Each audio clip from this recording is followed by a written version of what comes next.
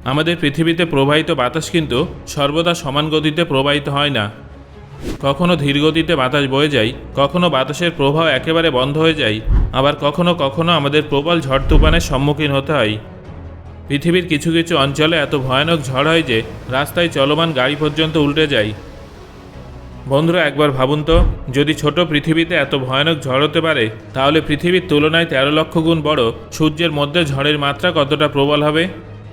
বাস্তবে সৌরঝড় এতটাই ভয়ানক হয় যে তা সূর্যের বাইরে বেরিয়ে বুধ গ্রহ, শুক্র গ্রহ এবং পৃথিবীতেও পৌঁছে যায়। এমনকি এই ঝড় এতটাই ভয়ানক হয় যে সম্পূর্ণ সৌরমণ্ডলকে প্রভাবিত করতে পারে। সৌরঝড়কে জিওম্যাগনেটিক স্টর্ম এবং সোলার স্টর্মও বলা হয়। ঠিক কী কারণে সৌরঝড় হয়ে থাকে সেটা সম্পূর্ণরূপে জানা না গেলেও এটা দেখা গেছে যে প্রত্যেক 10 থেকে 11 বছর পর পর সৌরঝড় তীব্র আকার ধারণ করে। আজ থেকে প্রায় 11 বছর আগে সূর্য থেকে নির্গত তীব্র সৌর তুফান পৃথিবীর দিকে রওনা দিয়েছিল। আমরা 2022 সালে সেই ঘটনার পুনরাবৃত্তি দেখেছি, যেখানে 2022 সালের 14 এপ্রিল এবং 9 আগস্ট সৌরঝড় প্রতি সেকেন্ডে 600 কিলোমিটারের থেকেও বেশি গতিবেগে পৃথিবীর সঙ্গে ধাক্কা খেয়েছিল। কিন্তু পৃথিবীর ম্যাগনেটিক ফিল্ড এই সৌরঝড়কে মহাকাশে আটকে দেয়। এই সৌরঝড় এবং পৃথিবীর ম্যাগনেটিক ফিল্ডের মধ্যে হওয়া সংঘর্ষের কারণে আমেরিকার উত্তর পশ্চিমে অবস্থিত শহর মাইনে থেকে শুরু করে নিউ ইয়র্কের আকাশে রং বেরঙের অরোরা রশ্মি দেখা গিয়েছিল। নাসার তরফে দেয়া বিবৃতি অনুযায়ী সেবার পৃথিবীর ভাগ্য এতটাই ভালো ছিল যে সূর্য থেকে আগত এই ঝড় খুব বেশি শক্তিশালী ছিল না, যার ফলে পৃথিবীর ম্যাগনেটিক ফিল্ড এই ঝড়টাকে আটকাতে সফল হয়েছিল। তবে ভবিষ্যতে এর থেকেও বেশি শক্তিশালী সৌরঝড় পৃথিবীর সঙ্গে ধাক্কা খেতে পারে। এমন ঝড় যাকে হয়তো পৃথিবীর ম্যাগনেটিক ফিল্ডও আটকাতে পারবে না। অতীতে দুবার এমন ঘটনা দেখা গেছে। ভবিষ্যতেও যদি এমন কিছু ঘটনা ঘটে তাহলে সম্পূর্ণ মানবজাতির অস্তিত্ব বিপন্ন হতে পারে। বিজ্ঞানীদের গবেষণা অনুযায়ী বিগত কয়েক বছর ধরেই সূর্যের পৃষ্ঠ হওয়া গতিবিধি অনেক তীব্র আকার ধারণ করেছে। অর্থাৎ যে কোনো সময় ভয়ানক সৌরঝড় পৃথিবীর দিকে ছুটে আসতে পারে। তাহলে চলুন বন্ধুরা, আজকের এই ভিডিওতে সৌরঝড় এবং তার সঙ্গে সম্পর্কিত ভয়াবহতার বিষয় সম্পর্কে জেনে নেওয়া যাক। যখন সূর্যের মাধ্যাকর্ষণ শক্তি হাই এনার্জি পার্টিকেলকে নিজের পৃষ্ঠে আটকে রাখতে পারে না, তখন এই পার্টিকেল দ্রুত সূর্যের পৃষ্ঠ থেকে দূরে সরে যায়। এই ঘটনাটা সৌরঝড় হিসেবে পরিচিত। সৌরঝড়কে সূর্যে উপস্থিত কালো ছোপ, যাকে করোনাল হোল বলা হয়, সেখানে উদয় হওয়া অগ্নুৎপাতের সমষ্টি রূপেও চিহ্নিত করা হয়। এটা করোনাল হোলে উপস্থিত গ্যাসের প্রভাবে হওয়া বিস্ফোরণের জেরে উৎপন্ন হয়। আর এই বিস্ফোরণ মনুষ্য সৃষ্ট পরমাণু বোমার তুলনায় কয়েক কোটি গুণ বেশি শক্তিশালী হয়ে থাকে। সূর্যের থেকে পৃথিবী 15 কোটি কিলোমিটার দূরে অবস্থিত। এই দীর্ঘ দূরত্বকে অতিক্রম করে পৃথিবীতে পৌঁছাতে সৌরঝড়ের 4 থেকে 6 দিন সময় লাগে। অন্যদিকে যদি কোনো সৌরঝড়ের পার্টিকেলে এনার্জি লেভেল অনেক হাই থাকে, তাহলে আলোর গতিবেগে এই ঝড় কয়েক মিনিটেই পৃথিবীতে পৌঁছে যাবে। পৃথিবীর ম্যাগনেটিক ফিল্ড এই পার্টিকেলের উপর প্রতিকূল প্রভাব সৃষ্টি করে সৌরঝড়কে পৃথিবীর মেরু থেকে দূরে মহাকাশে পাঠিয়ে দেয়। আবার কিছু পার্টিকেল পৃথিবীর বায়ুমণ্ডলকে ভেদ করে গ্যাসের অণুর সঙ্গে সংঘাতে জড়িয়ে পড়ে। এই সংঘর্ষের কারণে সুন্দর রং বেরঙের আলো আকাশে ভাসতে দেখা যায়।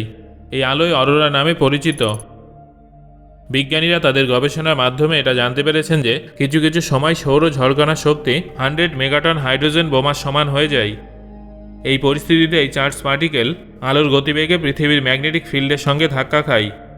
এত শক্তিশালী ঝড়কে পৃথিবীর ম্যাগনেটিক ফিল্ড সামলাতে পারে না, আর এই ঝড় পৃথিবীর বায়ুমণ্ডলে প্রবেশ করে নিজের অসীম এনার্জির মাধ্যমে পৃথিবীকে প্রভাবিত করে।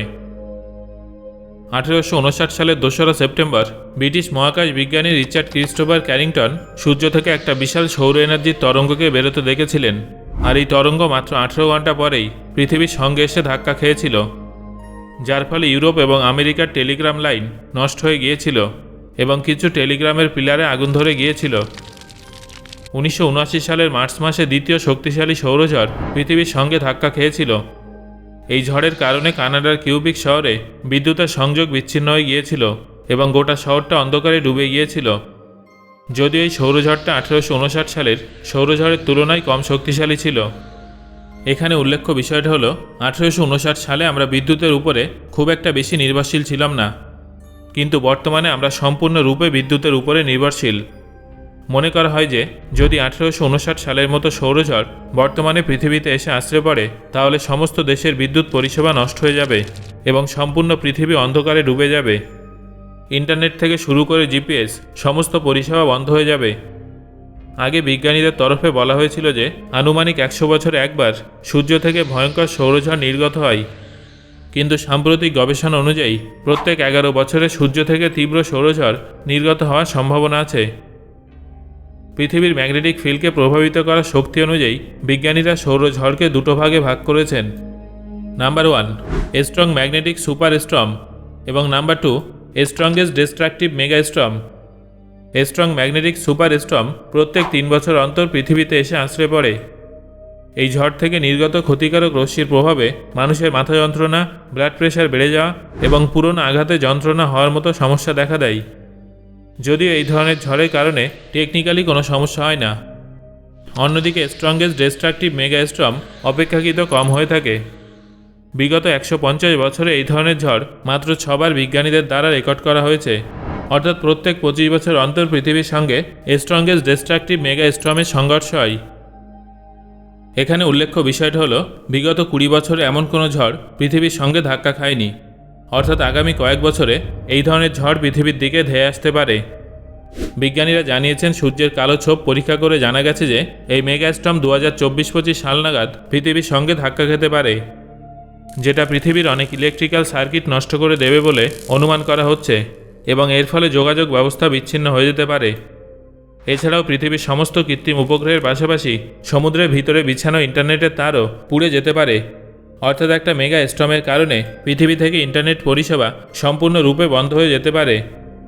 মেগা স্টর্মের কারণে হওয়া এই সমস্ত সমস্যাগুলো ঠিক করতে কয়েক মাস সময় লেগে যাবে, পাশাপাশি কয়েক বিলিয়ন অর্থ খরচ হবে। শুধু তাই নয়, এই মেগা স্টর্ম বা সৌরঝড় পৃথিবীকে এমনভাবে প্রভাবিত করবে যে পৃথিবীতে খরা, বন্যা, ভূমিকম্প এবং সুনামির মতো সমস্যা তৈরি হবে। সৌরঝড় সম্পর্কে জানার জন্য বর্তমানে একাধিক অ্যাস্ট্রোনমিক্যাল এজেন্সি কাজ করছে। তাদের থেকে পাওয়া তথ্য অনুযায়ী 2024 কিংবা 25 সালে কোনো শক্তিশালী মেগা স্টর্ম পৃথিবীতে আছড়ে পড়তে পারে। তারপর 2025 সালের শেষের দিকে সূর্যের পৃষ্ঠ হওয়া দোলাচল শান্ত হয়ে যাবে এবং আনুমানিক 10 বছর পর্যন্ত এই দোলাচল শান্তই থাকবে। এছাড়াও নাসার তরফে পাঠানো পার্কার সোলার প্রোবের উদ্দেশ্য হল সূর্যের করোনাল ইজেকশন সম্পর্কে ভালোভাবে জানা, যাতে আমরা তাড়াতাড়ি সূর্যের পৃষ্ঠ হওয়া দোলাচলকে ভবিষ্যৎবাণী করতে পারি।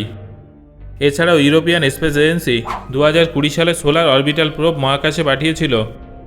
এই প্রোব সূর্য থেকে আনুমানিক 4 কোটি কিলোমিটার দূরে অন্ধকারে সূর্যকে প্রদক্ষিণ করছে। এই প্রোবটা সৌরপৃষ্ঠে উপস্থিত কালো ছাপের উপরে নজর রেখে চলেছে, যার সাহায্যে আমরা সৌরঝড় আসার আগেই তার ভয়াবহতা সম্পর্কে অনুমান করতে পারব। যদিও এই প্রোবের সাহায্যে রিসেন্টলি যে ছবিগুলো পাঠানো হয়েছে সেখানে সৌরপৃষ্ঠে উপস্থিত কালো উজ্জ্বল ছোপগুলোকে নড়াচড়া করতে দেখা গেছে। আসলে এগুলো হলো ছোট ছোট প্লাজমা বিস্ফোরণ, যা বৈজ্ঞানিক পরিভাষায় ক্যাম্পফায়ার্স নামে পরিচিত।